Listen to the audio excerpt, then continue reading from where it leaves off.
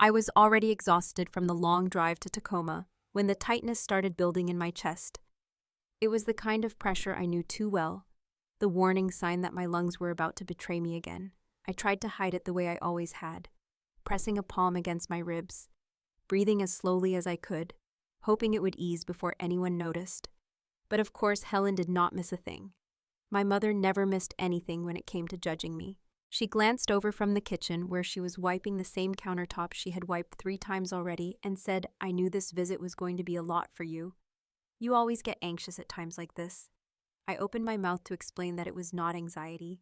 It was my condition flaring. But the look on her face told me it was pointless. Mark sat at the dining table scrolling through his phone and muttered something about dramatic timing. My father George did not look up from the stack of bills in front of him. They had called this little gathering to talk about matters after my grandfather's passing, but no one had spoken his name once. Then the pressure in my chest tightened faster than I could control. A long whistle of breath escaped me. I sat down without meaning to, my vision dimming at the edges. Helen sighed as though I had spilled something on her clean floor. "Emily, please, not today. Your brother is dealing with enough." But the room tilted, and I could not catch even a shallow breath. My throat scraped dry. When Mark finally looked up, it was not with concern, but with annoyance. "Oh, come on, Em. Seriously." George folded a bill and set it aside. His voice was flat, always the same when I needed something. "Did you bring your inhaler?" I shook my head, unable to speak. My hands were trembling. The panic in my own body surged. This time, I could not push it down. I tried to stand, but could not. Helen stepped back as if I were somehow imposing on her spotless floor. Her voice rose sharply. All right. We will call 911, but you need to stop working yourself up." I could not answer. I felt something deep inside me slipping, a terrifying loss of control. The next minutes blurred together. Paramedics arrived, lifted me onto a stretcher. Helen kept telling them I tended to exaggerate, that this happened sometimes when I was emotional. Their faces remained professional, but I saw the way one of them looked at the monitor, at my oxygen level dropping fast. The siren wailed as we drove toward Seattle General Hospital. I tried not to lose consciousness. Every inhale felt like dragging air through a straw filled with sand. When we arrived, the ER team moved quickly, placing a mask over my face, checking my vitals, inserting lines. I felt the first thin ribbon of oxygen flow back in, and relief flooded through me even as exhaustion took over. Within minutes, they transferred me to a private room for observation. Helen and George hovered near the door, while a young nurse named Megan adjusted the oxygen tubing. When the nurse finished her tasks and asked if we needed anything, Helen put on her polite face and said we needed a moment alone with our daughter. Megan nodded and stepped out. The door clicked shut. Silence settled in for half a second. Then Helen walked to my bedside. Her eyes hardened the way they did when she had already decided the narrative she wanted to believe. "Emily, sit up a bit. You are breathing fine now." She reached toward my face. Before I fully understood what she was doing, her fingers closed around the oxygen tubing. The world narrowed. "Mom, no." It came out as a whisper, barely sound. She shook her head, exasperated. "This has gone too far. You do this every time we have something important to handle. You pull focus. You always have." George stepped closer and said, "She is right, honey. You need to stop making everything about your condition. Your oxygen is normal enough." He gestured vaguely at the monitor like he understood it. My heart thundered. The pressure in my chest sharpened again. "Please." That was all I managed to whisper. The mask shifted in Helen's hand. In the next second, she pulled the tubing away from my face. Air vanished. My lungs caved inward like someone had punched through them from the inside. I gasped, but nothing came. Panic flooded me so fast I could not form words. I clawed weakly at the sheet, reaching toward them. Helen stood there, arms crossed now, looking at me like a child who refused to behave. George watched from the foot of the bed with a tired expression, like he was waiting for me to finish something inconvenient. Mark was not even in the room. It was just the two of them staring at me while my body failed. I tried to inhale. Nothing. A dull roar filled my ears. Spots of black crowded the edges of my sight. My mind screamed, say something, call for help, do anything, but all that came out was a thin rasp of air. Helen muttered, "You always do this, Emily. Always." And then the door opened. A rush of footsteps and a firm voice cut through the room. What are you doing? Doctor. Samuel Blake moved straight to my bedside. No hesitation, no shock, only swift, purposeful motion. He placed one hand at the back of my head and the other guiding the mask. Before Helen could react, he had already reconnected the tubing. Cool oxygen returned, a painful relief burning into my lungs. I sucked in air like it was the first breath I had ever taken. Doctor. Blake's jaw clenched tight as he checked the monitor and adjusted the flow. He did not raise his voice, but the tension in his tone made the room feel smaller. Step away from her, both of you. Helen tried to sputter an explanation, but he cut her off. You removed a medical device from a patient in respiratory distress. That is not a misunderstanding. That is dangerous. George lifted his hands as if to diffuse the moment. We were just trying to calm her down. She has these episodes. Doctor. Blake turned his eyes toward him with a look so sharp, even George fell silent.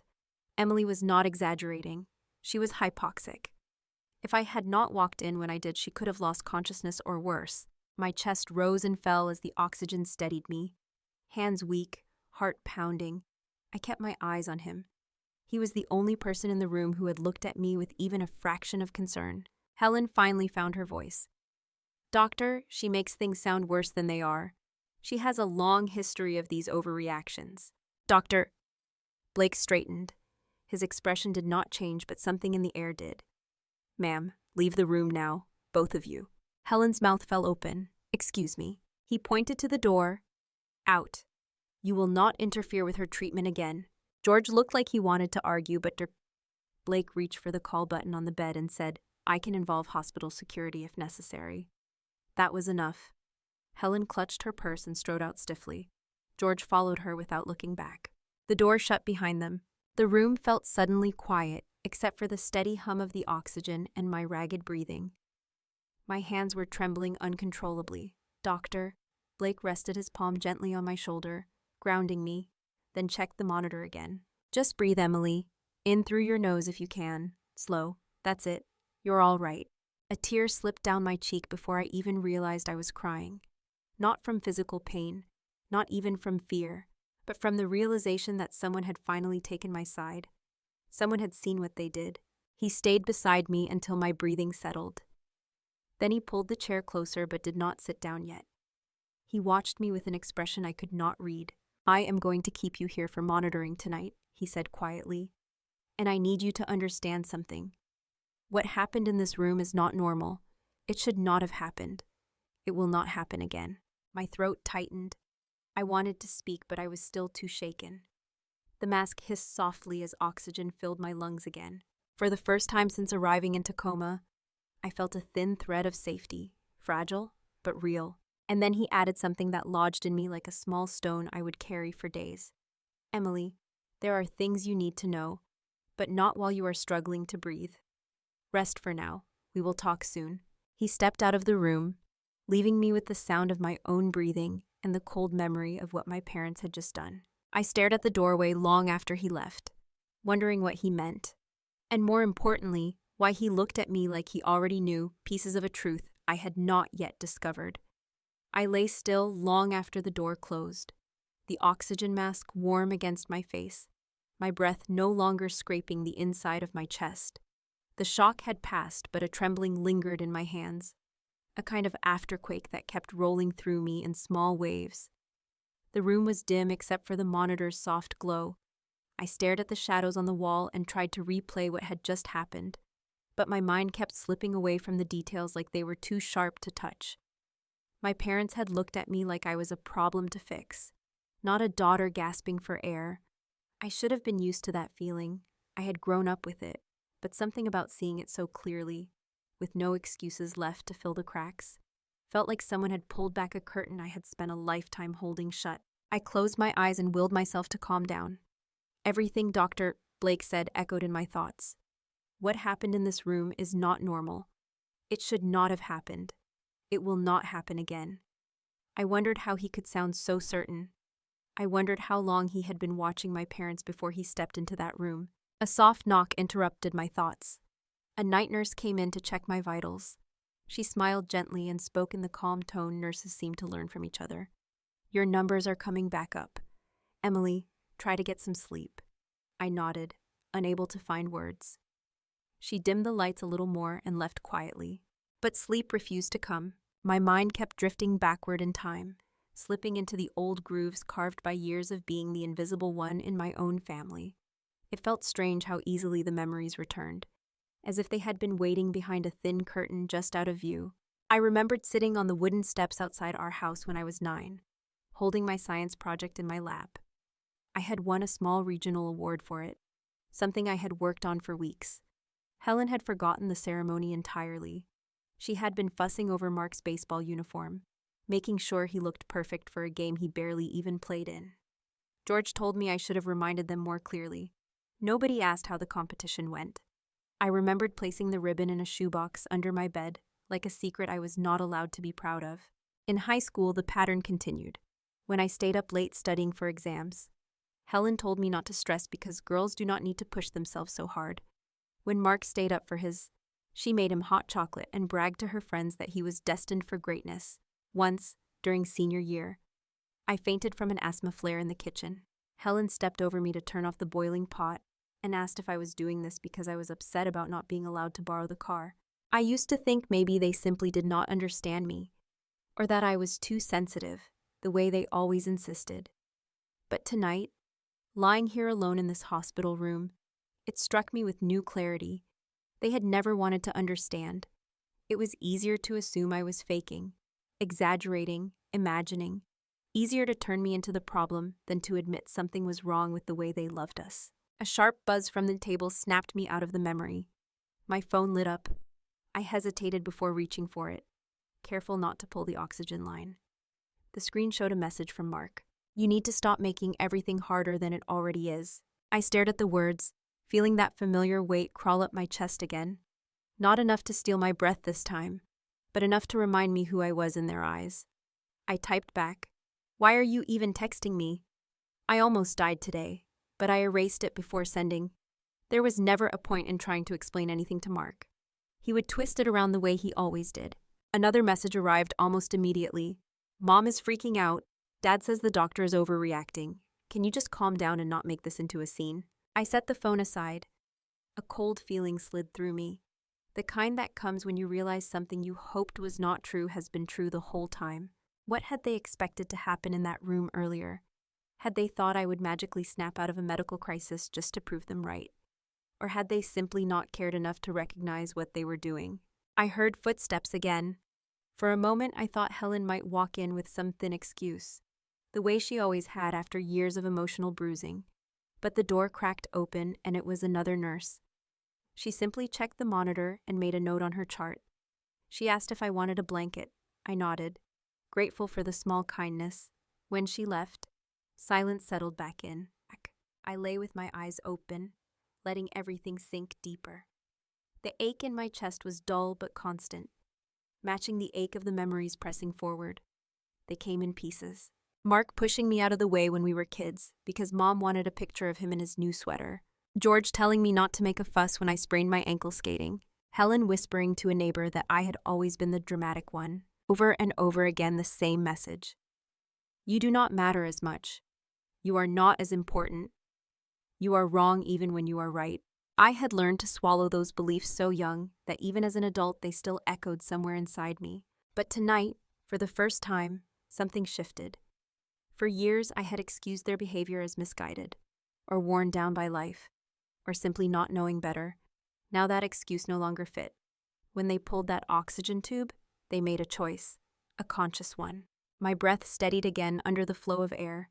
I tried to let the oxygen wash the memories back into their proper corners. My mind drifted toward Blake stepping in at exactly the right moment. The intensity in his eyes, the certainty in his voice, the way he had looked at me like he already understood far more than I had been able to say. He had said there were things I needed to know. Something about the way he said it made me wonder how long he had been connected to my family, how much he had seen that I had not. There was a heaviness there, a truth waiting at the edges. Outside the window, a streetlight glowed through the blinds. A quiet was settling into the hall. The night shift was taking over. The air in the hospital sharpened with the sterile smell that always clung to these hours. I pulled the blanket up and closed my eyes, trying to let rest take me. But just when my body began to loosen, another memory surfaced, one I had not thought about in years. I was 16, sitting in the back seat of the car on the way to a family dinner. I had been coughing all week, struggling to breathe. Helen insisted I would embarrass her if I wore the inhaler around guests. She took it from me and tucked it in her purse. Halfway through dinner, I had wheezed so badly the restaurant manager offered to call an ambulance. Helen smiled and told him I always do this when I'm overwhelmed. People had nodded sympathetically. They looked at me with pity instead of concern, as though I were seeking attention. That night, I told myself it was just her way, that she was overwhelmed, tired, worried about other things. But now, with the hospital monitor beeping beside me and the weight of truth settling in, I felt that old memory tighten around my heart with new meaning. They had been treating me like this for decades, and I had let myself believe it was somehow my fault. I opened my eyes again.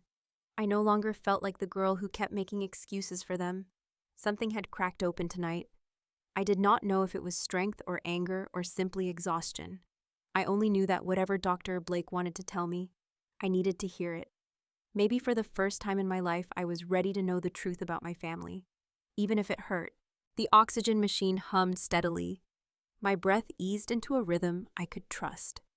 The room quieted until the only sound was the distant rattle of a cart rolling past in the hall. Little by little, my eyelids grew heavy. When sleep finally came, it was not peaceful, but it was honest, and underneath it, something else lingered, a quiet certainty that nothing about my life would look the same when morning arrived.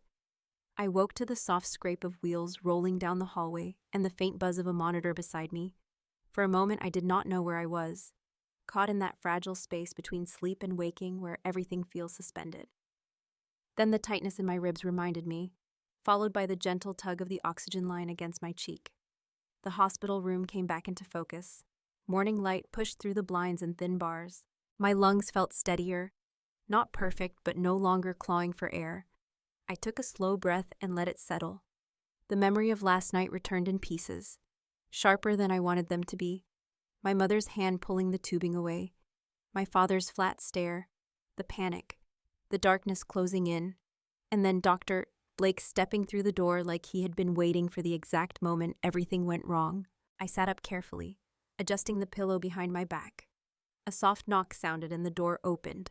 Dr. Blake stepped inside, holding a folder tucked under one arm. He looked more rested than I felt, hair brushed back, expression calm but alert. He had the kind of presence that carried its own quiet authority, the kind that made people lower their voices without being asked. "You are awake." "Good," he said as he approached the bed. His tone was gentle, but there was something in his eyes that told me the conversation ahead would not be simple. I nodded and pulled the blanket tighter over my lap. My voice felt thin. "I am feeling better this morning. Thank you for last night."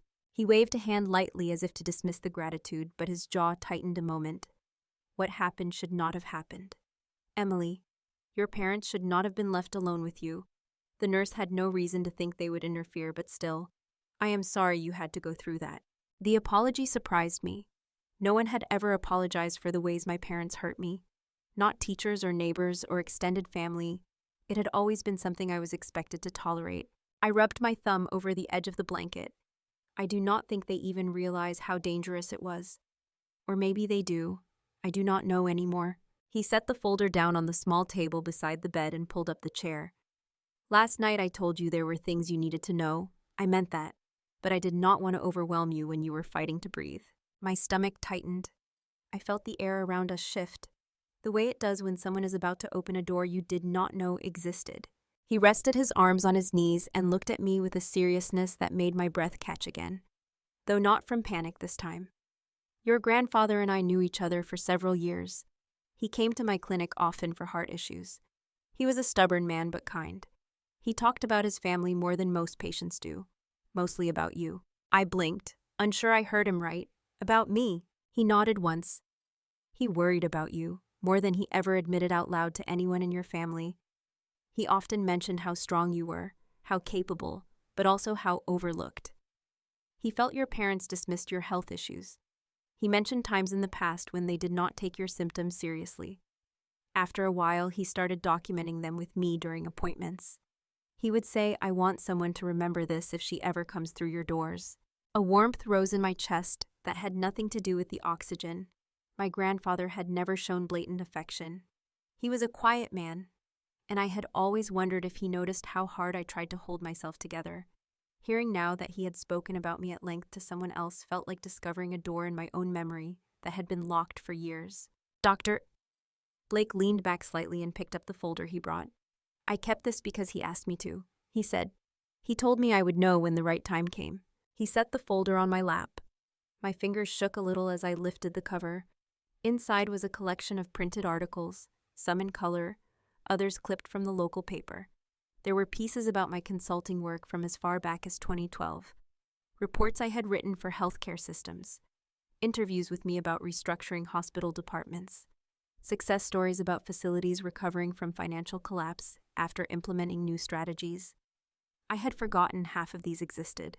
On each page, in the edges near the margins, were small handwritten notes, neat block letters I recognized instantly. My grandfather had always printed instead of cursive. "My granddaughter improved this hospital. I am proud of her. She did this on her own. Look what she built." My throat tightened, and I had to press my lips together to steady myself. I ran my thumb over the handwriting the same way I used to trace the words in the books he read to me when I was little. Dr. Blake watched me quietly without interrupting. I could feel the weight of his attention, but it did not press on me. It held steady, like someone offering their hand without forcing you to take it. He finally spoke when he saw I could breathe again. "He knew your family dynamic. He did not speak ill of them. He never said they were bad people, but he worried they were blind to who you really are and to what you truly needed. When your condition worsened last year, he made me promise that if you ever ended up at Seattle General, I would be involved in your care, not just medically, personally. He said you had spent your entire life being treated as if you were exaggerating or making things up. He wanted someone to believe you." A tear rolled down my cheek and fell onto the corner of the folder. I wiped it quickly, embarrassed, though I did not know why. No one besides my grandfather had ever believed in me that way. No one had taken my side without asking for proof or explanation. I took a shaky breath. Why did he think I would need this? Why did he think something would happen? Dr. Blake hesitated, then spoke in a lower tone. "That has to do with something he told me last winter, something he noticed in your parents. He had been hospitalized at the time, and when he was discharged, he asked that I make note of a few things. He said he wanted someone he trusted to be aware, in case he could not speak for himself later." I felt a cold ripple move through my chest. What things? Before he could answer, another nurse entered to adjust my IV and check my blood pressure. She smiled at us, then left again. The interruption broke the moment, but the unease stayed. "Dr. Blake lowered his voice even further.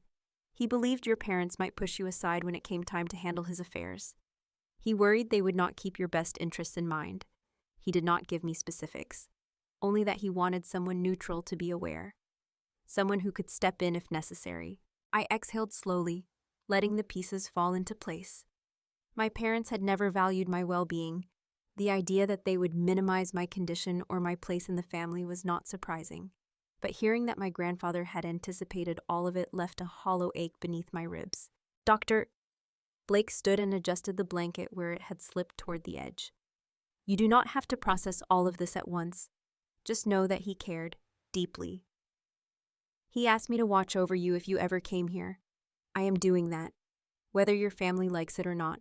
For the first time in days, maybe weeks, I felt steady, not because everything made sense, but because something finally did.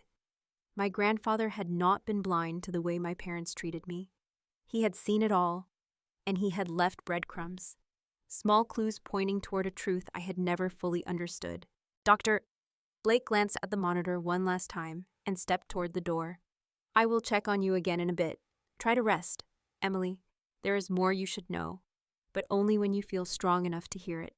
When the door closed, I looked down at the folder again, the articles, the notes, the careful way they had been arranged. Each page felt like a piece of my grandfather's voice, something he had saved because he believed I might someday need proof that I mattered, proof that someone had been paying attention all along. I pressed the folder gently against my chest and let the realization settle deeper into me. Everything I had believed about my place in the family was beginning to shift. My grandfather had known something. Dr. Blake knew something. And for the first time, I felt a quiet readiness to uncover it, no matter how painful the truth might be. I sat holding the folder against my chest for a long while, letting the steady rhythm of the oxygen ease the heaviness that had settled inside me. The morning light grew brighter through the blinds, soft and pale, cutting thin lines across the blanket. My thoughts circled around everything Dr. Blake had said, drifting from the notes in my grandfather's handwriting to the weight of his quiet warnings. I was still trying to understand why my grandfather had trusted a doctor to look after me, when he knew my own parents never would. The air felt thick with questions I had carried for years, without knowing their shape. Footsteps slowed outside my door. I lifted my head as someone tapped softly and pushed the door open. A nurse I did not recognize entered, her badge reading Linda Morales. She had warm eyes and silver strands braided into her dark hair. She gave me a gentle smile and said she was taking over the day shift. She checked my monitor first, then the oxygen line, then my pulse. Her touch was light, practiced. She looked at the folder on my lap and then at me with a careful curiosity. Not prying, but aware. "Rough morning yesterday," she said, her tone soft but steady. I heard a little of what happened. I nodded, unsure what to say. My throat tightened, remembering the panic. Linda watched me closely, as if gauging whether to continue. After a moment, she pulled the small rolling stool closer and sat beside my bed. "Emily, I remember you from a few months ago. Not because you were here, but because I was working a different floor the night your grandfather passed." She paused, letting the words settle before continuing. "I was hoping I might see you someday. I am sorry it is under these circumstances." My breath caught. "You were on duty that night." She nodded slowly. "I was, and there are some things I have carried with me since then." A chill moved down my spine. I sat up a bit straighter, careful not to tug the tubing. Linda folded her hands in her lap. "Your grandfather was doing better than expected. His vitals were stable. His breathing improved with the support we were giving him. He had been speaking to us, asking for books, asking for updates about his therapy. We thought he would be discharged within a few days." I swallowed. That was not what my parents had told me. They said he declined suddenly. They said nothing could be done. Linda gave a small shake of her head. "That is not how we saw it. What happened that night came as a shock, and I never forgot it." She glanced toward the door, then lowered her voice. "Your parents were his last visitors. They arrived around 10:45. I assumed they wanted a quiet moment with him. I stepped out and checked on another patient. About 20 minutes later, an alarm went off in his room. When I rushed back in, I found the breathing equipment had shifted from its proper position, not completely removed, but out of alignment in a way he could not have done himself. My heart lurched. I felt a slow, cold ache forming under my ribs. "What do you mean?" Linda exhaled, her voice dipping even lower. "I mean, someone moved it. Someone who either did not understand what they were touching or did not care. He was not getting the airflow he needed. By the time we corrected it, he was already losing responsiveness."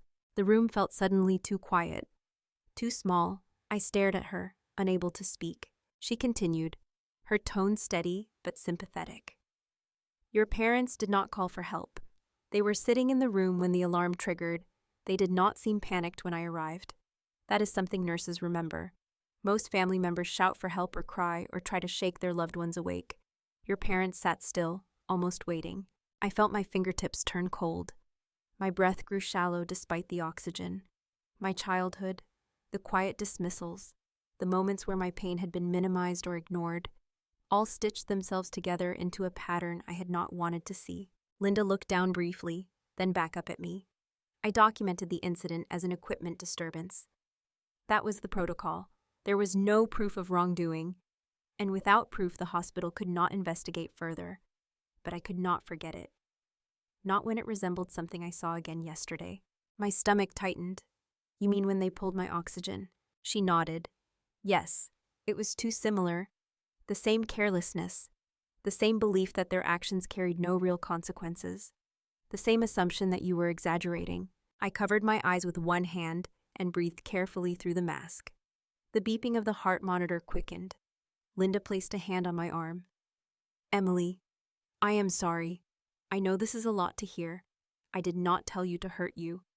I told you because I believe you deserve to know what really happened. I lowered my hand and looked at her. My voice shook. No one ever tells me anything. I did not even know he was sick until it was almost too late. I did not know they were the last ones with him. I did not know any of this. Linda squeezed my arm gently. I think your grandfather knew how things might unfold. He asked to speak privately with the attending physician that week. He requested that certain documents be added to his chart, and he asked that a copy of the disturbance report be sent to his lawyer.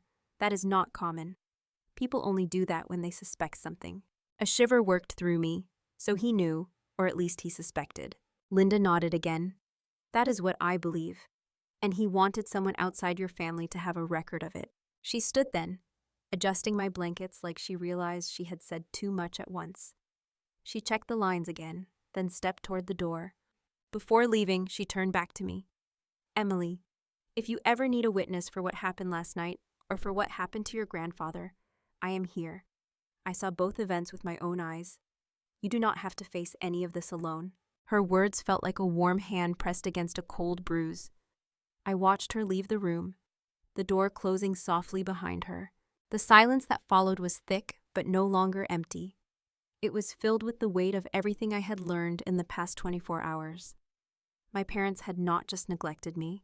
They had not just dismissed my pain. They had acted with a kind of casual cruelty that now stretched across years, maybe decades.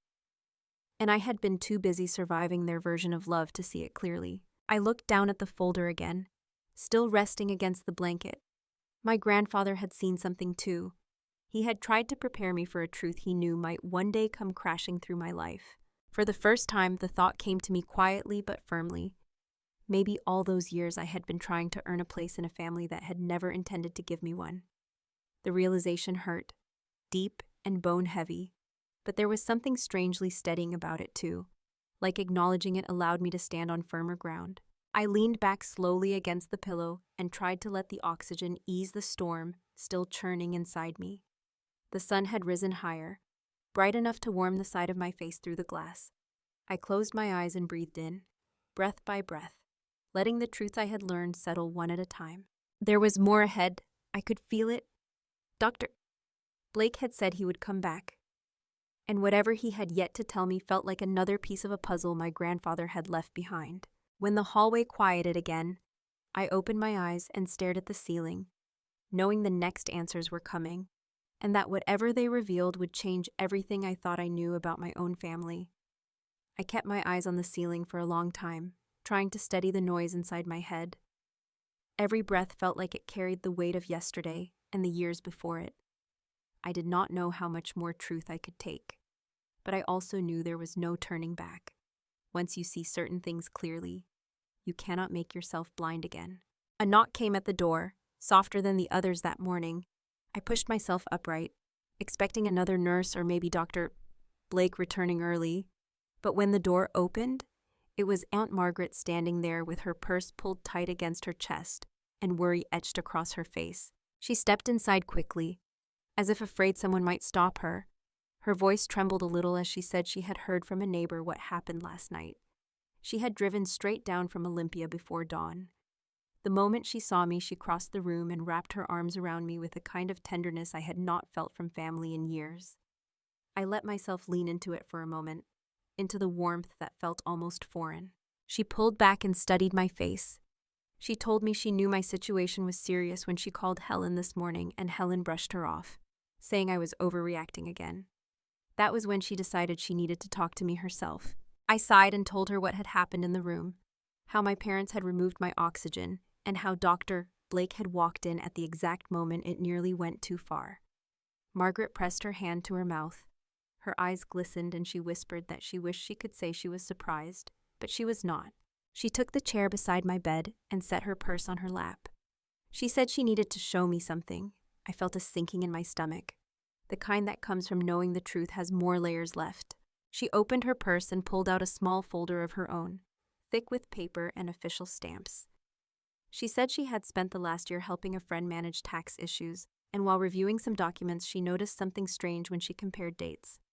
My parents had been falling behind on property taxes for 2 years. They had also accumulated unpaid medical bills from treatments George needed. Together, the debt was edging toward $180,000. I stared at her, stunned. I knew they struggled sometimes, but they always acted like Mark was the only one keeping them afloat. They had blamed me for everything from stress to bad energy. Never once did they mention real financial trouble. Margaret nodded slowly and said that was not the worst part. She had also learned that Mark had racked up close to $95,000 in credit card charges and was being quietly investigated at his bank for misuse of client perks. He had borrowed money from George and Helen repeatedly, draining what little savings they had left, and he had been counting on the inheritance from William to rescue him. My breath hitched. Inheritance. Of course. It suddenly made too much sense.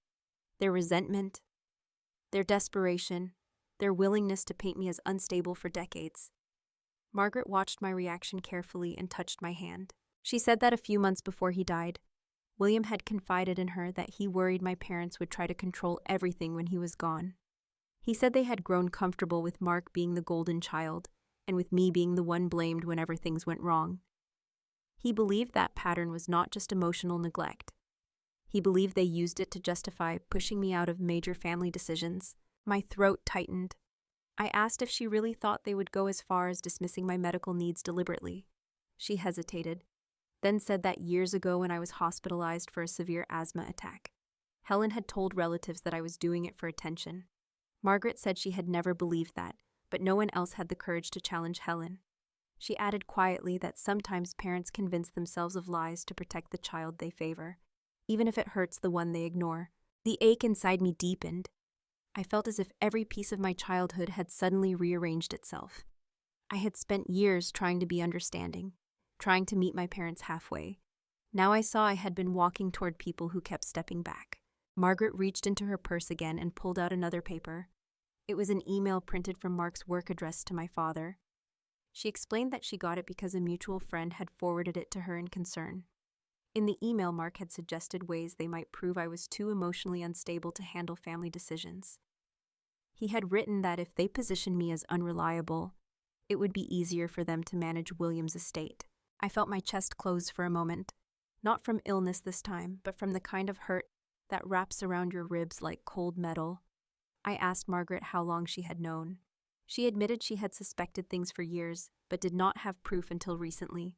She had come now because she believed my grandfather's passing had intensified everything. Before either of us could say more, the door opened again and a security guard walked in holding a small clipboard. He apologized for interrupting and said someone had been causing a disturbance in the hallway earlier, trying to get to my room. He asked if I wanted to allow any visitors. I asked who it was. He said it was Helen, and that she had been insisting the hospital let her in because she was my mother and knew what was best for me. I felt Margaret sit a little straighter. She told the guard firmly that I did not want visitors at the moment. He nodded and left. I let out a long breath I did not realize I had been holding. Margaret looked at me, her voice quiet but steady. She said she was sorry I had been raised in a home where love was conditional and where the truth was twisted to benefit only one child. She squeezed my hand and said she was here now, and that she would not leave me alone in this. I asked her what she thought my grandfather had intended by sending reports to his lawyer. She said William was not a man who acted impulsively. If he prepared documents and asked others to protect me, then he must have believed I would need that protection when the time came.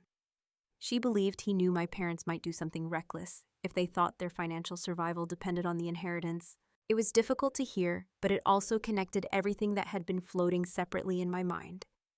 The way my parents minimized my health, the way they dismissed my concerns, the way they treated Mark as if he could do no wrong.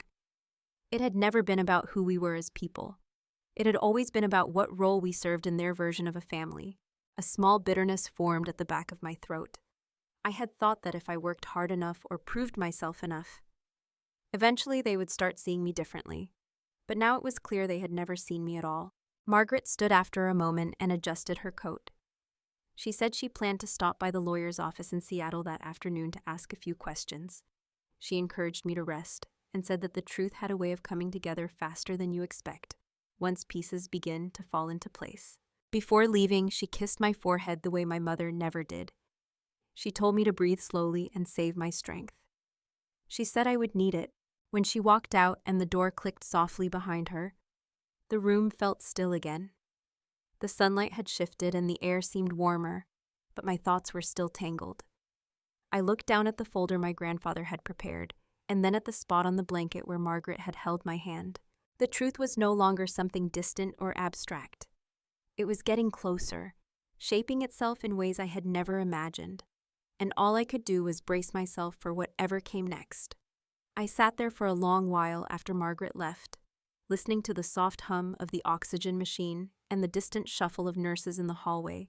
The room felt warmer now, though I could not tell if it was the sunlight moving across the wall or the weight of truth settling into a shape I could finally understand. My grandfather had tried to protect me. Margaret was trying to protect me. Dr. Blake was trying to protect me. Yet the two people who should have cared the most were the ones I now feared the most. I closed my eyes to steady myself, but another knock at the door pulled me upright again. The knock was firm, not tentative like the nurses. When the door opened, a tall man in a charcoal suit stepped inside. His badge identified him as Detective Ryan O'Connor. His expression was calm but focused, like someone who had already read half the story and needed the rest of it to make sense. He greeted me politely and said he was following up on a report filed last winter regarding my grandfather. My pulse quickened. I asked him what kind of report. He pulled a small notebook from his inner pocket and explained that William Harper had visited the police station shortly after being discharged from Seattle General.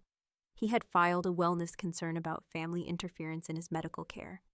The report was incomplete because he refused to provide names or details, but he insisted that if anything happened to him, an officer should review his hospital records. I pressed a hand to my chest. My grandfather had gone to the police. He had actually gone. That realization felt like a hand gripping my heart from the inside. I asked the detective why he was coming now. He explained that the hospital had logged an equipment disturbance on the night my grandfather died, and that according to procedure, a copy had been automatically wired into the system. When paired with William's earlier complaint, the incident triggered a review. The detective asked me calmly if I had any reason to believe my parents might have interfered with my care or my grandfather's care.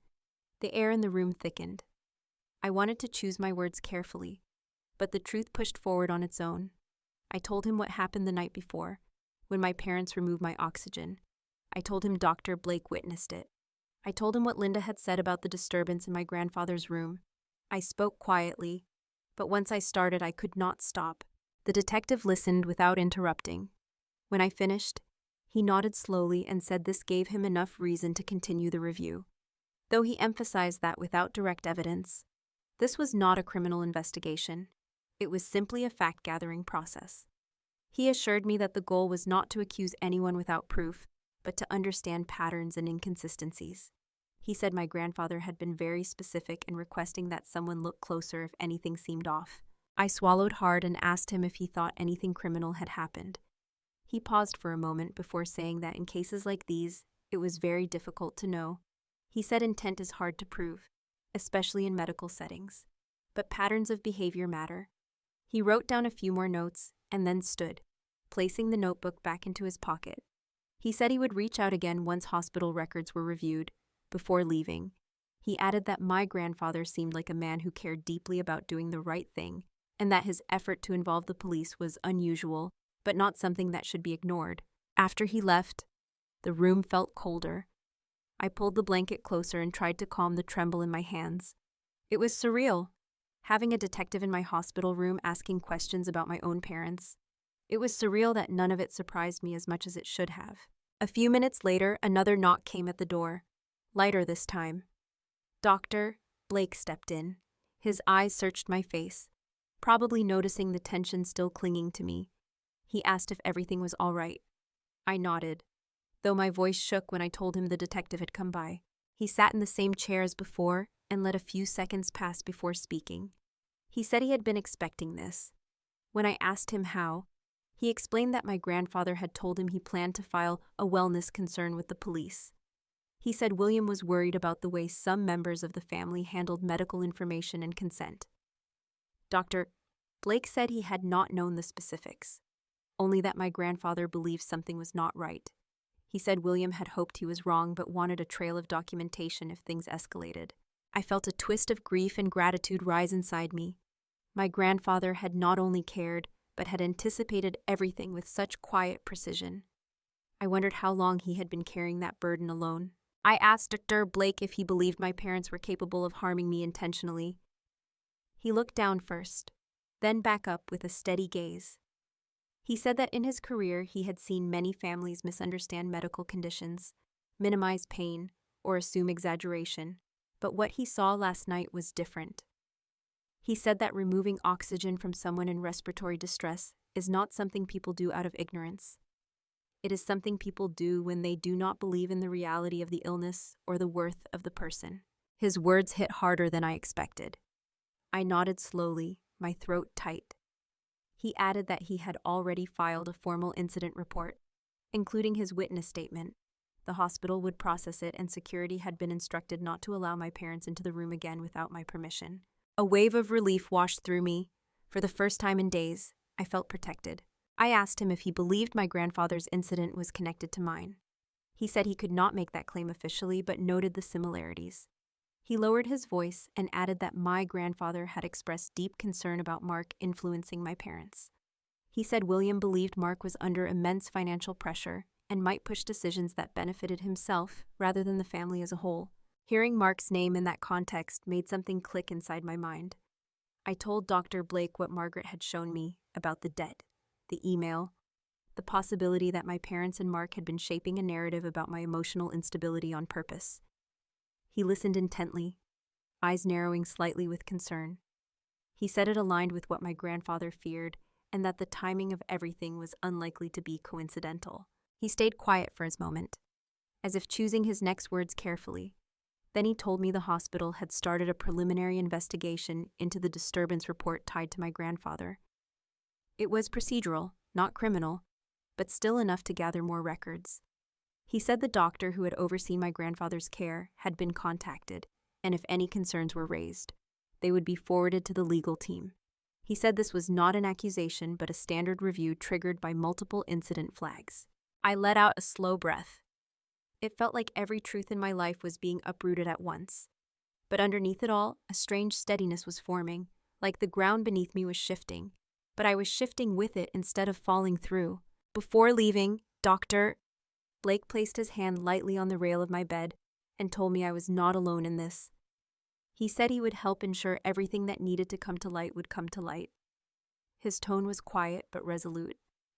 It was the kind of reassurance that felt real. When he stepped out, the room fell quiet again. Afternoon light stretched across the floor. I looked at the folder my grandfather left behind and thought about how much he had tried to protect me even after he was gone.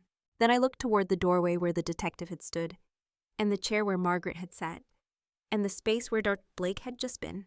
Piece by piece, the truth was revealing itself, and I was beginning to see the shape of it clearly enough to know that the next steps would not be easy. But for the first time in my life, I felt ready to face them.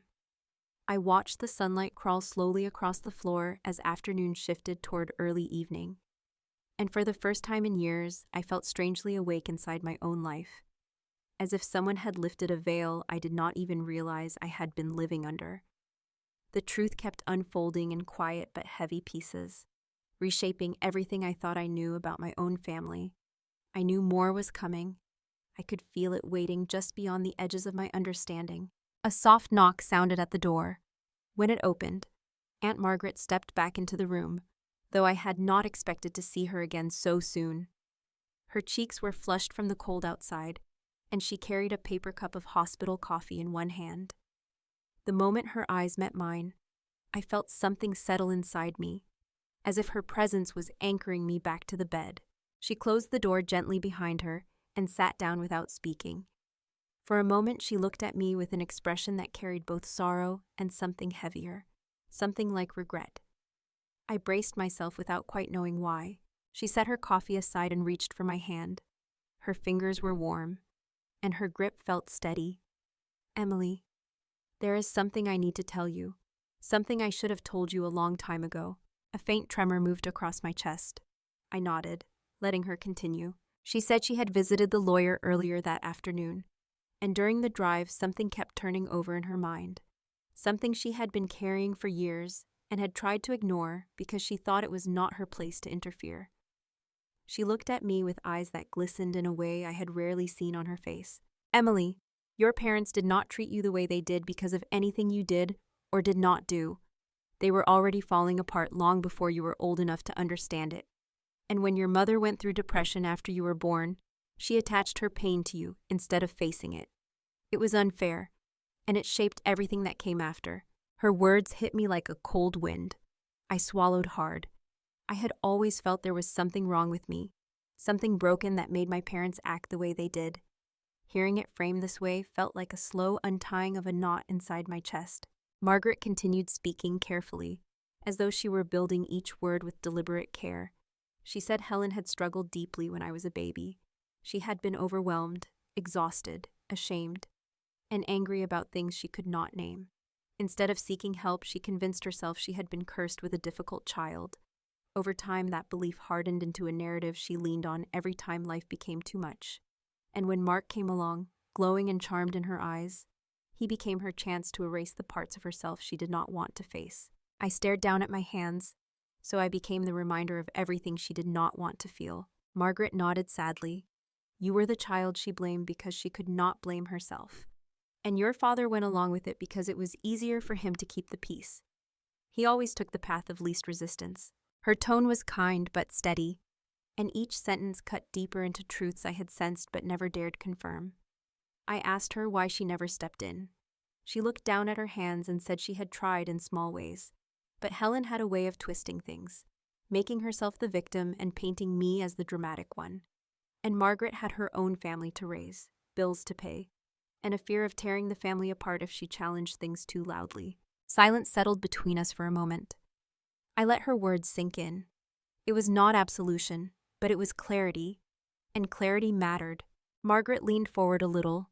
When your grandfather realized what had been happening to you, he was furious. Not outwardly.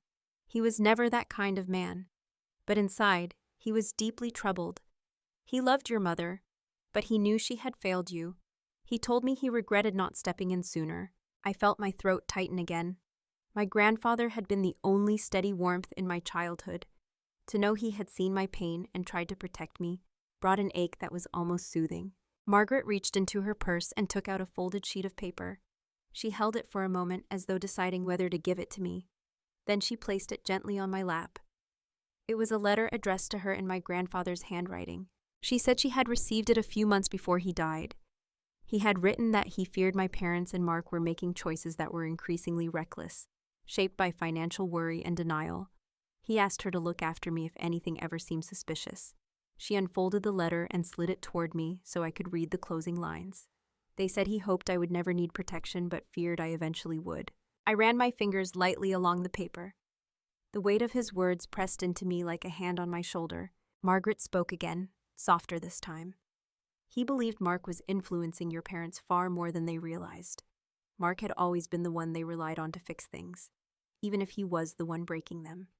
Your grandfather worried that desperation would push them to treat you as an obstacle instead of a daughter. A sharp breath left my lungs. Suddenly, everything felt like it had snapped into focus. The neglect, the dismissals, the way they insisted I was always exaggerating, the financial secrets, the sudden hostility when I arrived for the family meeting, the oxygen mask ripped from my face. It was all part of the same pattern. I had never been their priority. I had been their problem to manage. I felt tears rise but held them back. I did not want to cry out of sadness anymore. Only resolve. Margaret squeezed my hand again. You are not the one who failed this family. Emily, they failed you. Those words cracked something open in me. I felt it not as pain, but as release. The kind that comes when you finally stop carrying blame that never belonged to you. Before I could respond, another knock sounded. This one was hesitant, almost gentle. The door eased open and a nurse stepped in to adjust my IV. When she noticed Margaret, she smiled politely and said she would be quick. After she finished and left, the room fell quiet again. Margaret stood slowly, her joints stiff from sitting too long.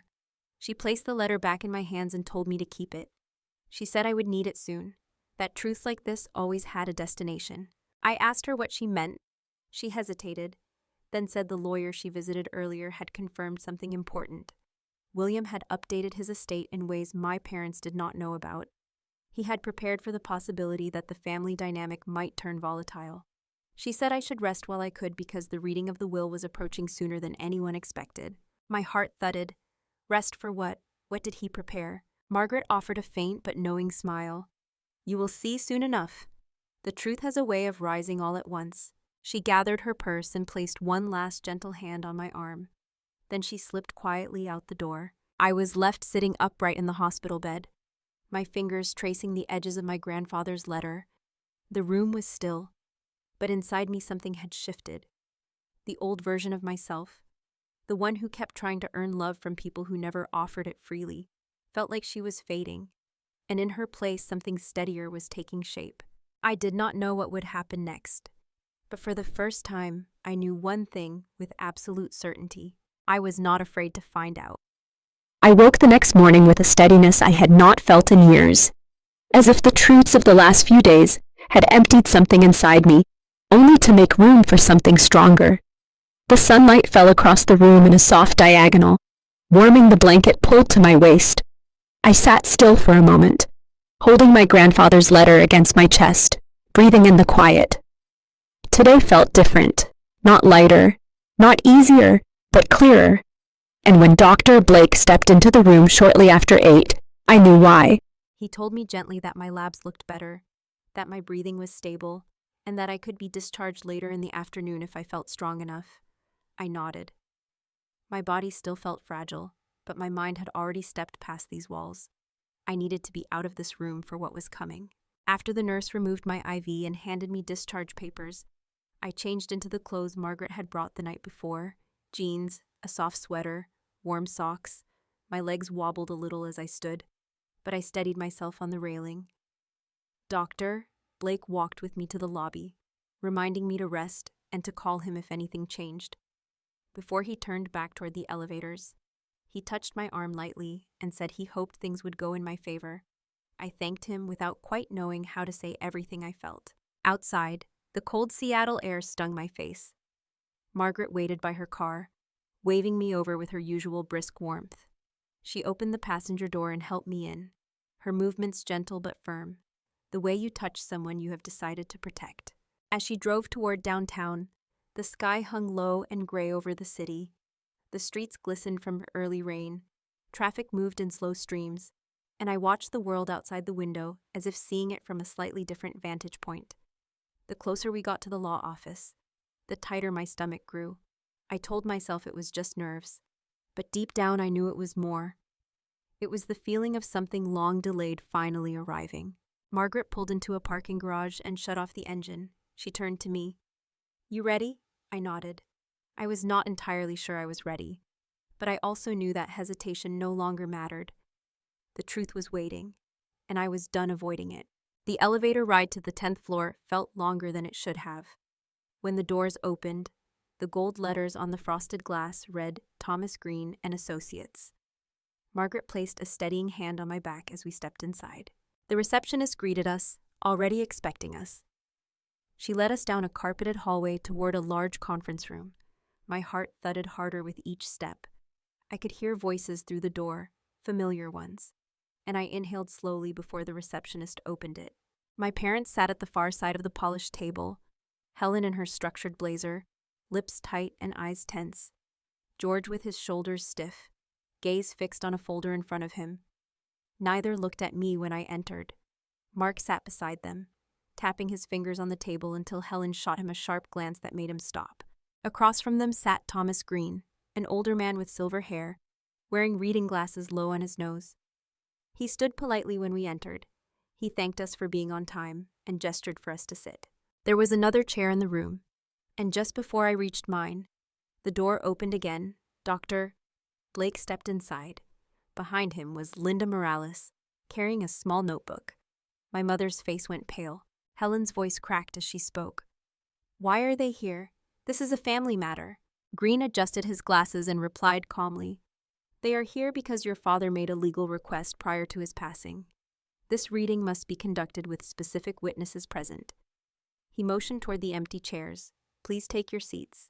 Mark scoffed under his breath. What kind of performance is this? Margaret glared at him, but said nothing. I sat between her and Linda, grateful for their quiet presence.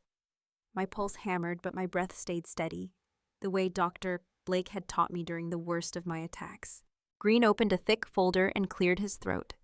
His voice carried the weight of someone who had done this many times, but understood this one required a different kind of care. Your father, William Harper, updated his will in December of last year. In his notes, he indicated that certain matters must be addressed before distribution is read. He requested that all immediate family be present, along with witnesses who have relevant insight into recent events. Helen's jaw tightened. This is ridiculous. He should have discussed changes with us. I was by his side constantly. Green glanced at her, his tone still calm but firmer. According to the hospital logs, Mrs. Carter, you were present only on specific days. Mr. Harper made these updates privately. Mark leaned forward abruptly. So what is this about? Why bring in outsiders to a family will? Dr. Blake shifted slightly in his chair, waiting. Linda looked down at her notes, steady and prepared. Green reached for another paper. Before we proceed, there are statements to be heard. Mr. Harper believed context was important. My breath held. I could feel every heartbeat in my fingers. Green nodded to Blake. Dr. Blake stood, hands clasped lightly in front of him. His voice was level, professional, but there was steel in it too. Several days ago, I treated Emily Carter at Seattle General Hospital. During my evaluation, I witnessed her parents removing her oxygen support while she was in respiratory distress. He paused as Helen gasped loudly. He continued without reacting. This was a life-threatening situation. I intervened immediately. I filed a formal report with the hospital. George slammed a hand against the table. You are misrepresenting what happened. She was fine. She always exaggerates. Linda stood next. Her voice was softer but carried force in its steadiness. I was also present. I witnessed the event and have documented it. Furthermore, I was on duty the night Mr. Harper passed. She inhaled sharply, then continued. His breathing equipment was found displaced. He had been stable earlier. His visitors that evening were Mr. and Mrs. Carter. Helen shot to her feet. That is a lie. You do not know what you saw. Linda did not flinch. I know exactly what I saw. Green gestured for Helen to sit. His tone did not rise but carried enough weight that the room fell quiet again. We are here because Mr. Harper left explicit instructions that these facts be shared before his estate is read. My hands trembled slightly under the table. I had imagined this moment 100 different ways, but none came close to the reality of hearing my grandfather's concerns spoken aloud in a room where no one could deny them. Green paused, scanning the faces around him. Then he opened the final section of the folder. With these testimonies acknowledged, we may proceed to the reading. Helen clasped her hands tightly in her lap. Mark shifted in his seat, clearly impatient. My father stared at the table as if hoping it would swallow him whole. Green began. To my daughter Helen and my son-in-law George, I leave a small discretionary fund in recognition of our family history. To my grandson Mark, I leave no financial inheritance and no assets. This was his decision and is documented in his own handwriting. To my granddaughter Emily, I leave the Oregon Coast House at Sandpine Bluff, valued at approximately $600,000, along with the medical trust of $200,000, and the complete collection of my rare books. The room froze. No one spoke. Not even a breath seemed to move. Then Mark shot out of his chair so fast it scraped against the floor. This is insane. He cannot do that. I was supposed to inherit everything. Helen reached for him, desperate. Mark, sit down. But he did not. He pointed at me, his face red with rage. You put him up to this. You manipulated him. I stared at him, too stunned to speak. Margaret rose halfway as if ready to shield me. Green lifted a hand. This is all legally verified. The signatures are confirmed. The witnesses are confirmed. My father quietly lowered his head into his hands. Helen trembled, staring at the table, her mouth opening and closing like she could not find breath. Green closed the folder. Mr. Harper had reasons for these decisions. Additional instructions will be read shortly, but we will take a brief pause. He stood and exited the room. The door clicked shut, leaving all of us in stunned silence, and I sat there in the center of it, breath steady, heart pounding. knowing we were only halfway through what my grandfather had prepared. Green had barely closed the door when the room erupted with a kind of thick, vibrating silence that felt louder than shouting. Mark paced near the window, muttering under his breath. Helen stared at her folded hands with wide, shaking eyes. My father's shoulders rose and fell with slow, heavy breaths, his face still buried in his palms. Margaret rested a steadying hand on my back, and I felt her presence like a quiet anchor. I tried to breathe evenly, but the air felt tight in my chest again, not from illness this time, from the weight of everything that had been spoken into the open. My grandfather had reshaped the entire story of our family with just a few lines written in ink, and there was more coming. I could feel it in the space he left behind. The door opened again. Green entered and waited for the room to settle. Behind him walked Dr. Blake and Linda, returning to their seats with calm determination. Green adjusted his glasses and set a new envelope on the table. "Before we continue," he said, "Mr. Harper requested that all parties hear specific clarifications from the medical witnesses." Helen let out a choked sound. More lies, more made-up stories. She glared at Linda. "You never even liked me." Linda kept her gaze steady. "This is not about liking anyone. This is about truth." Mark scoffed loudly. "You nurses always think you know everything." Dr. Blake rose slowly, his presence firm enough to quiet the room. He looked directly at my parents. "I would like to clarify what I witnessed. For the record." My mother shifted in her seat, as if preparing to defend herself. My father finally lifted his head, his eyes red and glassy. Dr. Blake continued, "Emily was in respiratory distress. Removing her oxygen was not an accident. It required intention. Had I not walked in when I did, the consequences could have been severe or even fatal." Helen stood so quickly, her chair scraped across the floor. "That is not true. She was breathing. She was talking. She does this whenever she wants attention." His voice did not rise. "That is medically impossible. She could not have been speaking because she did not have enough airflow to sustain normal function." He paused, letting his words land. "What you did placed her life in danger." My father's jaw clenched. He looked at me then, a fleeting moment of something like regret flickering in his expression before disappearing into the gloom of his own denial. Linda stood next. "There is more that must be documented." She opened her small notebook. "I was on duty the night Mr. Harper passed. His vital signs were stable. His breathing support was functioning normally. After your visit, the equipment was found displaced." Helen shook her head violently. "No, I would never harm my father. I loved him." Linda watched her for a long moment. "Love does not change what happened." Mark slammed his fist on the table. "Enough of this. These two are biased. They are working with her." He jabbed a finger toward me. "She is manipulating all of you." Green raised a hand and the room fell silent again. "This is not conjecture. This is documented medical testimony. And Mr. Harper was aware of these concerns. That is why we are here." He opened the envelope with a deliberate motion. Inside was a single page in my grandfather's familiar handwriting. My breath caught. Green read aloud, "Before my estate is divided, I request that the following statement be acknowledged. I observed concerning patterns in the behavior of my daughter Helen, my son-in-law George, and my grandson Mark. I worried that these patterns could place my granddaughter Emily at risk. It is my wish that she be protected and believed, especially if she is ever made to feel small or unworthy by those who should have loved her." Helen covered her mouth. My father stared at the table again. Mark looked stunned, as though his world had tilted in a direction he never expected. Green continued reading. "Emily is not weak. Emily is not dramatic. Emily is not unreliable. She is the strongest soul in our family, and I will not leave her unprotected again." My vision blurred. The room seemed to soften at the edges, and I felt Margaret's hand circle my back. I did not cry, not fully, but something inside me cracked and released, like pressure finally allowed to escape after years of being held down. Green folded the letter and set it aside. "There is one more matter to address before we finalize the reading." He looked toward Dr. Blake again. Dr. Blake stepped forward, his voice measured. "What I am about to say is not meant to accuse but to clarify. It is about medical pattern recognition." He looked directly at my parents. "Both of you have a history of minimizing Emily's symptoms. Yesterday was not an isolated incident. It fits a pattern of dismissive behavior that could easily cross into dangerous territory. Helen opened her mouth, but he lifted a hand. Let me finish.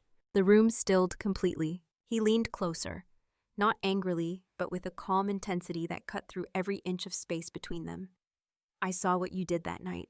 The air froze. Helen's eyes widened. George looked away. Mark's jaw slackened. Those 6 words seemed to echo through the room, landing like a stone on every surface. Dr. Blake continued in the same steady tone. I saw how you looked at her, not with concern, not with fear for your daughter. I saw calculation and dismissal, and something very close to contempt. The silence that followed was so complete, I could hear the faint ticking of a wall clock behind the door. Finally, Green spoke again. With this testimony and the documents Mr. Harper provided, there can be no dispute regarding his intentions. He wished to ensure Emily's safety. He wished to ensure she was not placed under the control or influence of individuals who have shown harmful behavior toward her.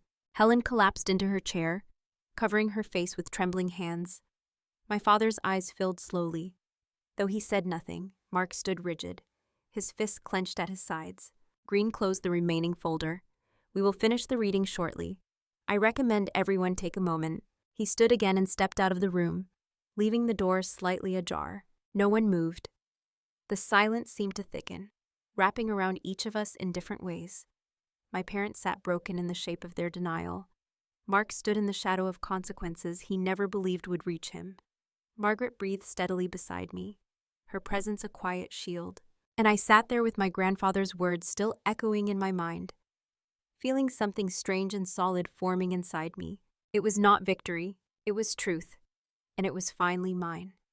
I sat there letting the silence settle deeper into the room, feeling the weight of my grandfather's words wrap around me in a way that felt protective rather than heavy.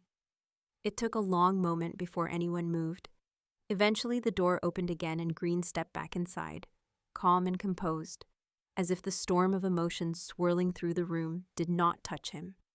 He waited until everyone had taken their seats again, though Helen could not quite bring herself to lift her head, and my father stared fixedly at the floor. When the room had quieted, Green opened the last envelope, smaller than the others and sealed with the kind of care that told me my grandfather had touched it with intention. He glanced at me before he began reading, and I nodded, bracing myself. This portion is directed to my granddaughter Emily. My hands tightened in my lap. Green read slowly, every word landing with the kind of clarity only truth can create. Emily, you have carried more than anyone realized. You have done so with grace, courage, and a loyalty that was not returned to you. I want you to step into a life where you no longer carry what was never yours to hold. Take what I leave you and make your life wide and free. Protect your peace, and know that you were loved deeply, even when others failed to show it. The room blurred for a moment. I blinked hard to steady it. Green cleared his throat gently. That concludes the reading of Mr. Harper's will. For a long moment no one spoke. Then Helen lifted her face, blotched and pale. Eyes swollen with tears she seemed unsure how to justify. She whispered my name, barely audible, as if the room itself might reject it. I met her gaze for a brief moment and felt something inside me shift. Not anger, not hatred. Something quieter. A realization that nothing she said now could undo the years before. Nothing she asked for could change the truth of who she had been to me. She opened her mouth again, maybe to apologize, maybe to bargain, maybe to rewrite the past in a way she could live with. I lifted a hand slightly to stop her. I told her calmly that I was not pursuing legal action. I was not seeking revenge. I was not interested in punishing her or my father or even Mark. I told her I was choosing something different. Peace. But I also told her that peace did not require proximity. Her lips quivered.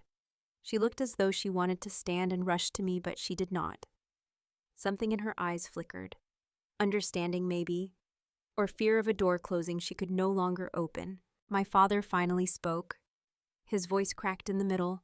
He said he hoped I could someday forgive them, that they had made mistakes but never meant to hurt me. I looked at him and felt the echo of the child I once was, the one who waited year after year for him to choose me. I told him forgiveness was not impossible, but it was not something I could offer now, not because I wanted to punish him, but because I needed time. Time to build myself without the weight of their expectations. Time to understand who I was without their voices shaping every corner of me. Mark pushed back from the table and stood abruptly. His expression was a mixture of rage and disbelief, as if he had been forced to swallow a truth too large to deny. For a moment he looked like he might explode with accusation, but then something in him faltered. Maybe it was the presence of the witnesses. Maybe it was the knowledge that my grandfather had already judged him with more clarity than any of us could. He muttered something under his breath, grabbed his jacket, and walked out without looking back. Helen rose halfway as if to follow him, then sank back into her chair with a small sob. George reached for her hand, but she pulled away and covered her face again. Green excused the witnesses. Linda touched my shoulder gently before leaving the room. Dr. Blake offered a small nod, one that carried both respect and reassurance. Then he turned and walked out quietly. When the room was almost empty, Margaret and I stood. She gathered her purse and rested her hand against my back as we made our way toward the hallway. My parents remained frozen at the table, as though the weight of everything that had been revealed had pinned them in place. Once we stepped into the corridor, I exhaled a breath I had not realized I had been holding for days. My chest felt light, not empty, just finally free of something that had clung to me for most of my life. Outside the building, the sky had brightened. A thin breeze swept through the street, carrying the scent of damp concrete and early spring. Margaret asked softly if I wanted to get a cup of tea somewhere. I shook my head. I felt exhausted and alive at the same time, and all I wanted was quiet. On the drive back toward Tacoma, the world outside the window seemed almost new. Buildings I had driven past 100 times looked different, sharper, clearer. I thought about my grandfather, about the quiet strength in his letters, about the way he had prepared for all of this with such deliberate care. I whispered a thank you into the car, not to Margaret, not to myself, but to him. When we reached my apartment, Margaret helped me up the stairs and made sure I had blankets and warm soup before she finally headed home. She kissed my forehead gently and told me she was proud of me. Proud. A word I had not heard from a family member in decades. After she left, I sat on the couch with a cup of tea cooling in my hands. The apartment felt still and calm, like a space waiting to be lived in again. I looked around and realized that nothing had changed outwardly, but inside, everything had turned. Days passed, and with each one I felt steadier. My breathing improved, my energy returned, and slowly I made arrangements to move into the Oregon Coast house. Margaret helped me pack. Dr. Blake checked on me more than he technically needed to. Even my friend Sophie drove up from Portland when she heard everything, helping me label boxes while listening to every detail I had held inside for years. When I first stepped into the Oregon house, the scent of cedar and ocean air filled my lungs in a way that felt like a promise. The rooms were filled with quiet light and shelves waiting for my grandfather's books. I opened all the windows and let the wind sweep through as if clearing out whatever remnants of my old life still clung to me. I did not look back toward Tacoma when I moved in. Some lives end without a door slamming. Some end simply because you choose to walk through a different one. Now, when I sit on the deck overlooking the water and hear the waves against the rocks, I feel a peace I never thought would belong to me, a peace my grandfather fought to ensure I would reach. And if you have ever been made to feel small or unseen, if your voice has ever been dismissed by people who should have protected it, then I hope my story reminds you that you deserve a life where you can breathe freely. If you found a piece of yourself in this story, share your thoughts in the comments and let me know you are here. And if you want to hear more stories like this, stay with this channel. There is always room for you here.